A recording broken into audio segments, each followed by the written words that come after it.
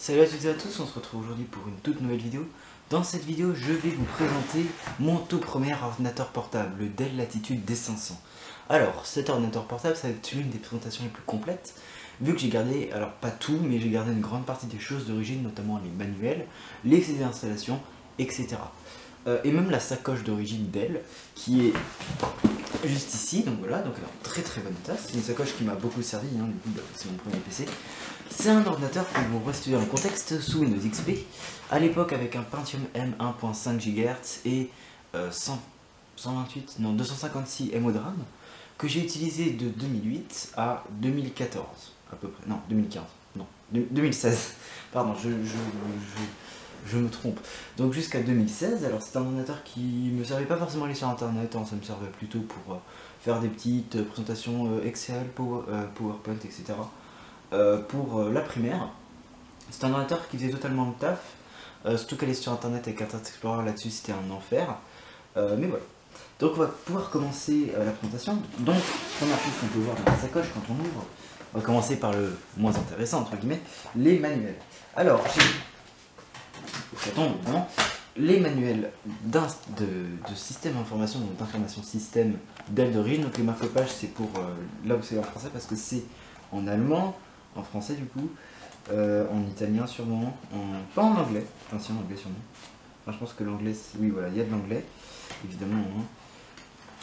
Donc voilà, donc on a, voilà, donc, tac, ça va de là, voilà, hein, pour le Dell Latitude D500, c'est bien ce modèle-là. Hein.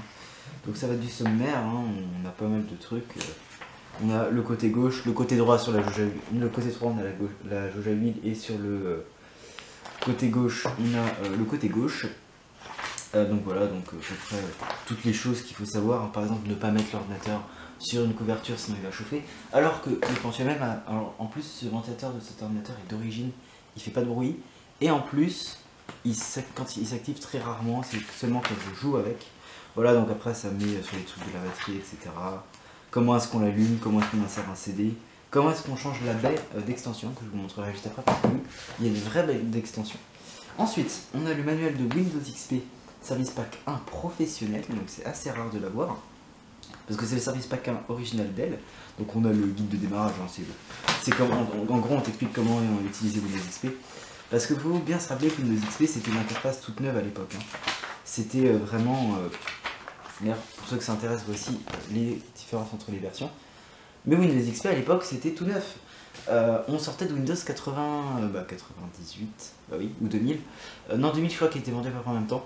Mais on sortait quand même des Windows qui étaient assez austères, assez carrés. Là on a un Windows qui est tout arrondi, qui est bleu et vert, qui est magnifique, qui est rayonnant. On a un fond d'écran avec la colline, la fameuse colline de Windows XP.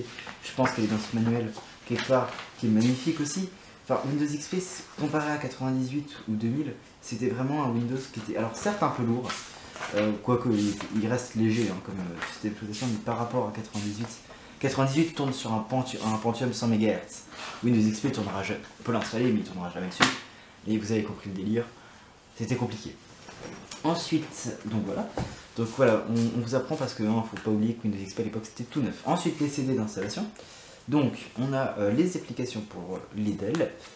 Donc, quelques petits logiciels que je n'ai pas installés parce que c'est notamment des vieilles versions de Java, les mises à jour d'Internet Explorer, enfin que des vieilles versions. En plus, c'est que prévu pour le SP1. Ça ne marche pas sur le SP2 malheureusement. Le système d'exploitation Service Pack 1 Windows XP professionnel, magnifique, donc d'origine Dell, que je ne peux pas installer. J'aurais adoré refaire l'installation d'origine. J'ai tenté en live, sauf qu'en fait, le problème, c'est que en fait, le SP1, on peut pas aller sur internet dessus en mettant les drivers Wi-Fi dessus, même par câble, hein, ça marche très très mal. Du coup, enfin ça marche pas quoi. Du coup, il faut automatiquement installer à partir du SP2 et même en mettant la mise à jour jusqu'au SP3, ça ne marche pas. Donc bon, j'ai pas refait l'install Dell, je suis désolé. Ensuite, les drivers, voilà, donc j'ai deux CD parce que je vais vous expliquer un petit peu après l'histoire de ce Dell. Et puis voilà, après le dernier CD, c'est un CD qui n'a rien à voir. Et c'est à peu près tout ce que j'ai gardé. Après, non, sinon, il y a un peu de doc, hein, notamment sur ce qui s'est passé, parce qu'en fait, au début, il y a eu sur ces ailes-là un petit rappel de batterie. Voilà, ça arrive. Hein. Je regarde si j'ai pas d'adresse dessus. Non, bon voilà. Donc, vous voyez, il y a un petit rappel de batterie, donc j'ai encore les factures de rappel de batterie, de changement de batterie. Et ça a marché, hein, parce que la batterie, jusqu'à très récemment, tenait toujours. Maintenant, elle tient encore à peu près 1 heure avec le Wi-Fi désactivé en mode économie d'énergie. Donc c'est plutôt bien, hein, Dell a plutôt fait un très bon travail là-dessus. Donc on va passer sur un autre plan et je vais vous expliquer un petit peu l'histoire de ce PC, parce que celui que j'ai, juste ici, en fait, c'est un Dell Latitude D500 qui a des pièces de mon premier Dell Latitude D500. C'est pas mon premier, c'est pas mon vrai Dell Latitude D500. Je vous explique tout ça tout de suite. Mais du coup, avec ce petit changement de plan, laissez-moi vous conter l'histoire de ce petit Dell. Alors, ce Dell Latitude D500 a été acheté en 2003 par ma mère, enfin racheté à son entreprise. Ils en avaient en surplus, du coup, ils en ont vendu à des employés. Ça arrive, hein, c'est très commun. Et ils les ont vendus vraiment pas cher, 300 € pour un ordinateur qui en valait plus de 1000 à l'époque. Enfin, à peu près 1000, hein, c'était un très bon portable à l'époque. Donc voilà, ma mère l'a utilisé de 2003 à vers 2007, hein, jusqu'à ma naissance. Je suis né en 2006, de mon pseudo. Et moi je l'ai en 2008. Alors beaucoup de gens vont me dire oui, ça fait très jeune pour un ordinateur gné. J'ai utilisé cet ordinateur depuis mes 2 ans, mais c'était à la base juste pour faire des dessins sur Paint et c'était genre 5 minutes par jour.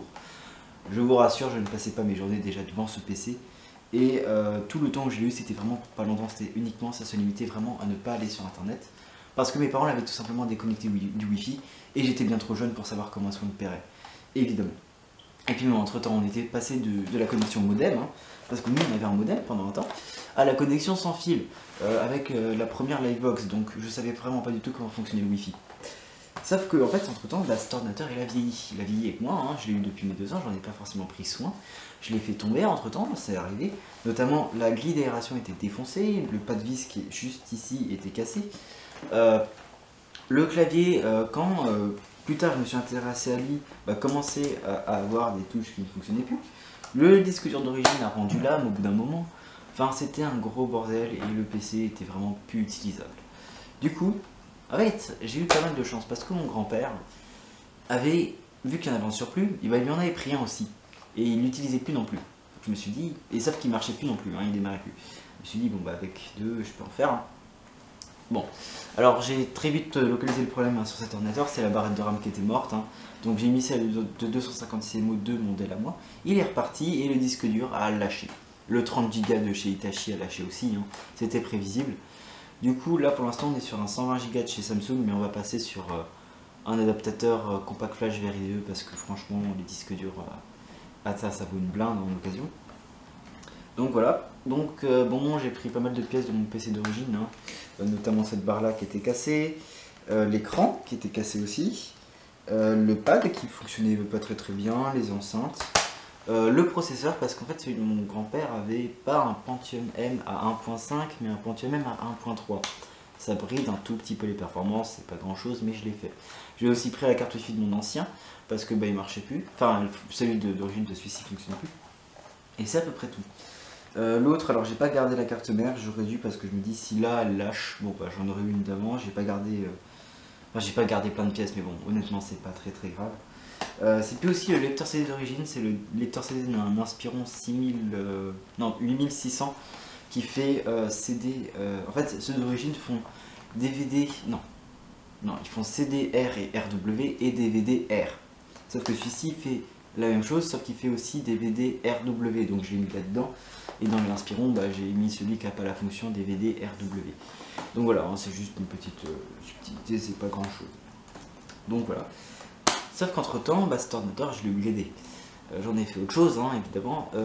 En fait, je l'ai mis au plus haut de ses performances. Le processeur qui pouvait le mieux accepter, enfin le processeur qui était juste le plus puissant, c'était un Pentium M à 1.8 GHz. C'était un ordinateur qui coûtait très cher à l'époque. Et du coup, j'ai pris ce Pentium M qui coûte aujourd'hui plus rien, je crois que je l'ai payé 5 ou 6 € il y a un an. Voilà, d'ailleurs j'ai fait une vidéo sur le démontage de ce Dell, j'aurais bien aimé faire la vidéo upgrade mais je ne l'ai pas fait, c'est dommage. Donc voilà, donc j'ai upgradé des processeurs et j'ai aussi upgradé la RAM. Donc je suis passé entre temps j'étais passé vers 512 mégaoctets, bon voilà, j'avais récupéré des barrettes à droite à gauche. Je suis passé à 2 Go de RAM, je suis tranquille avec ça. Alors la carte graphique j'aurais bien aimé pouvoir la changer, sauf que c'est des trucs soudés, évidemment elle est soudée, hein. Fallait pas, il y a très peu de PC qui ont la carte graphique pas soudée. Pour ceux qui ne savent pas à quoi ça ressemble une carte graphique de PC portable qui m'ont passionné, j'en ai une quelque part là, voilà. Ça ressemble à ça. Ça c'est une carte graphique AMD, je ne sais pas quoi, de 250 CMO en tout cas.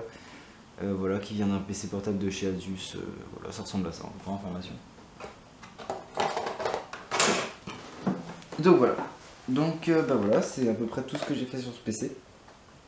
Je l'utilise régulièrement. C'est le PC qu'en Windows XP qui est pas mon plus puissant, hein. J'ai un HP en 17 pouces avec un Tour 64 qui est bien mieux, hein. Il a un disque dur de 80 Go, bon c'est moins bien que celui-ci, mais au moins le sien n'a pas de secteur mort. Il a 1,5 Go de RAM, je vais le passer à 2. Mais le problème c'est que c'est un 17 pouces, il a une bien meilleure carte graphique, etc. C'est celui que j'utilise pour jouer quand je suis pas chez moi. Mais celui-ci, alors déjà, des performances pas si mal en jeu, hein, franchement. Et puis surtout, malheureusement, bon, la carte graphique Intel bride un peu tout, mais c'est pas très grave, hein. Au moins ça permet de favoriser l'économie d'énergie, parce que le HP, même en économie d'énergie, tient plus de 30 minutes, ce qui est pas mal hein, pour un ordinateur de cet âge, mais plus que 30 minutes. Et puis bah voilà, maintenant on va pouvoir faire le tour du PC. D'ailleurs, il faut que je vous parle aussi de la baie, parce qu'en fait, le lecteur CD, si on enlève cette petite vis de sécurité que j'ai mis là, tac, en fait on peut le remplacer par déjà n'importe quel lecteur CD. Donc carrément j'en ai un ici. Voilà, c'est ces lecteurs CD là, hein. En fait ça se upplug, c'est-à-dire que tu peux l'éjecter sous Windows XP, c'est un téléphérique éjectable. Tu l'enlèves, donc tac, hein, voilà, il est dans tout PC. En fait t'as juste ça, regarde, t'as un petit mécanisme comme ça, hop là. C'est super simple. Tu dévisses la vis, moi je l'avais pas à l'époque, j'ai réussi à en trouver une pour ce PC, je l'ai pas payé, je suis rassure. Tac, tu enlèves, tac, tu l'enlèves, et si tu as un lecteur disquette ou un lecteur d'autre chose, parce que tu avais des fabricants qui faisaient des lecteurs d'autre chose, genre compact flash, ce que tu veux, tu pouvais le mettre. Et c'était cool. Donc on va se retrouver sur un bureau maintenant pour faire le test, la présentation physique de cet ordinateur surtout, c'est je pense que ce que tout le monde attend, et surtout le test et le benchmark de ce PC. A tout de suite. On va enfin pouvoir passer à ce qui vous intéresse, la présentation de ce PC. Alors, première chose, on a un écran 4 tiers de résolution 1024 par 758 ou 768, je sais plus. Alors, sur l'avant, qu'est-ce qu'on trouve? Déjà, on trouve le loquet de l'écran, voilà, tac. Et deux enceintes qui sont de plutôt bonne qualité. Il y a mieux, évidemment, mais c'est plutôt pas mal. Sur le côté gauche, on trouve la jauge à huile. Pardon, pour ceux qui auront la référence. On retrouve donc le prise casque et la prise micro qui fonctionnent parfaitement. Et d'ailleurs, c'est là qu'on enlève le disque dur, hein. C'est plutôt bien fait. C'est sur tous les dates de l'époque, hein, un peu haut de gamme. Le truc infrarouge pour le Wi-Fi. Une extension PCI MCIA. Et moi je dis PCI MCIA. Ensuite, donc ici en dessous, la grille de refroidissement. Vous voyez qu'il me manque les petits scrunch de ce côté là, mais là ils y sont. C'est dommage, c'est quand je l'ai porté.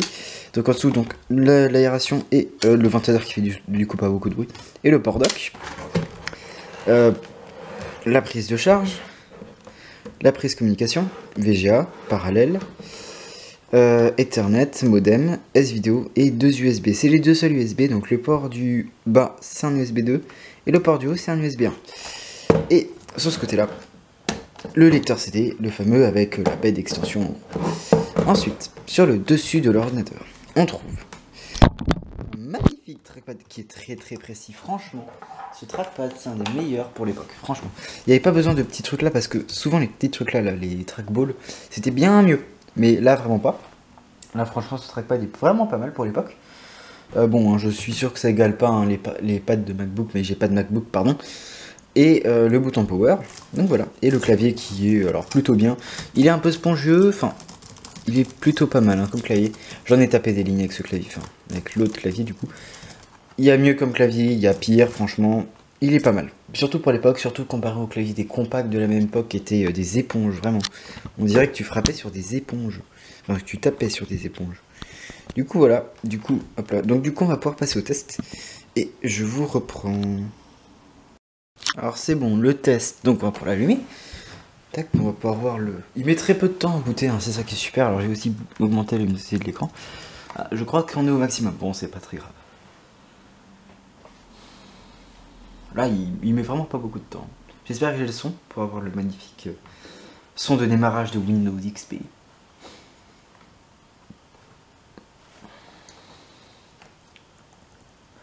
J'essaie de remettre le son.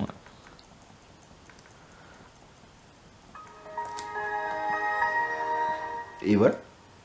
Voilà, donc il est booté. Ça a mis à peu près une trentaine de secondes, hein, c'est très rapide. Et vous voyez que tous les drivers sont en train de démarrer avec, hein, ça c'est vraiment super avec ce PC. C'est que tout démarre super vite. Tac, on a une trentaine de degrés constants, ça c'est vraiment super. Bon, j'ai pas encore tout réinstallé parce qu'il faut savoir que j'avais réinstallé le système il y a quelques mois. Et j'ai eu la flemme d'encore tout réinstaller. Donc voilà. Donc on va pouvoir aller voir tout de suite les caractéristiques système de cet ordinateur. Alors vous voyez hein, les références à R0, RAM et RAM ici et RAM ici. Voilà, hein, pardon. C'est mon PC principal, enfin c'est mon XP principal. Hein. J'estime avoir le droit.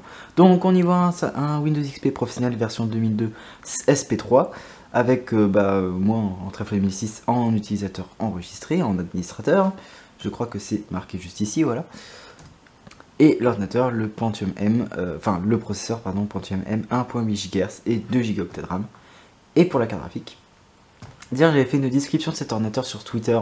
N'hésitez pas à rejoindre sur Twitter, c'est vraiment cool. Pardon, j'ai fait mon auto-promo mais j'ai le droit, c'est ma vidéo aussi. Hein. Donc c'est les GME 82852, graphique contrôleur, voilà. Tout ce qu'il y a de plus classique, je crois que c'est des cartes de 628, maximum 258. Mais je crois que c'est 128 ou 64 mégas. Et elles sont pas mal capables au final. Hein. Je sais pas si c'est marqué quelque part, mais voilà. Alors la résolution aussi de l'écran. Tac. Paramètres. Donc voilà.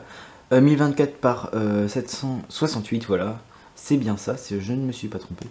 Bon après voilà, alors on est sur le thème Royal XP hein, évidemment. Un thème que j'adore. Donc après au niveau des applications, on a Firefox et Opera évidemment.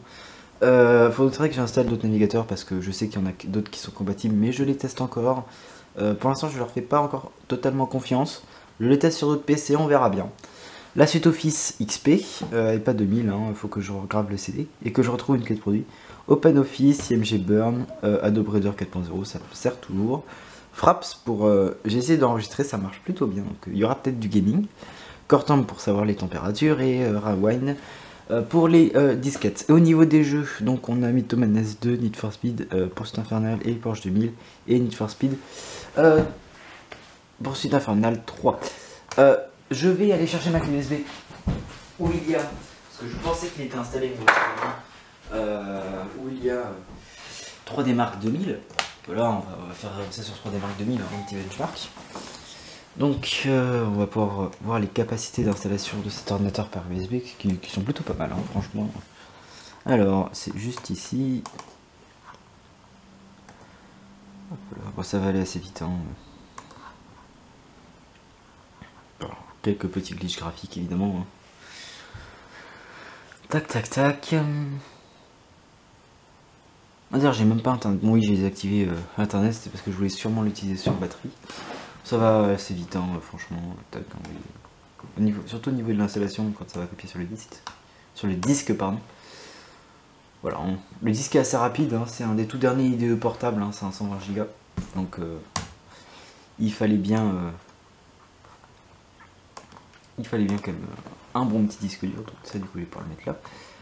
Je vais pouvoir éjecter la clé USB parce que quand on fait un truc, quand je fais tourner un logiciel genre comme ça, j'ai peur que ça me la corrompe. Normalement c'est bon, bah c'est pas grave, on va faire avec la clé USB. Du coup on va pouvoir faire le petit benchmark hein. Alors je pense pas que je vais vous le laisser hein. Alors je ferai pas de test non plus en jeu parce que j'ai pas grand chose à dire. Ce serait que ça tourne à 60 fps partout parce que l'écran est une dalle 60 fps hein. J'ai pas grand chose d'autre à dire hein. Surtout que vous pourrez comparer les anciennes performances avec les nouvelles. J'avais fait une vidéo sur ce PC que je mettrai en fiche juste ici.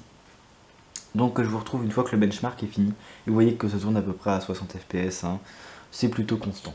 Donc, enfin pas du tout, mais en gros ça descend pas vraiment. En dessous de 60 je parle. Donc voilà, donc une fois que c'est fini, je vous reprends. A tout de suite. On se reprend, on est quelques jours plus tard. Je suis désolé, j'ai pas eu le temps de terminer en fait le benchmark. Donc voilà, donc je vais finir les vidéos un petit peu plus rapidement. Donc 3D Mark 2000, il fait 3175 points, donc c'est plutôt pas mal. Et 2001, parce que j'ai installé 2001 entre temps, il fait 1946 points. Donc voilà, bah voilà, c'était pour vous montrer un petit peu les performances. Alors encore une fois, un benchmark n'est pas représentatif des performances d'un ordinateur. Donc voilà, hein, c'est juste pour vous montrer un petit peu ce qu'il vaut quand tu changes une pièce dedans. Donc voilà, donc j'espère que cette petite vidéo sur la présentation de mon très cher Dell Latitude D500 vous aura plu. Et moi je vous dis à la prochaine, à plus pour une nouvelle vidéo. C'était Trèfle. Salut!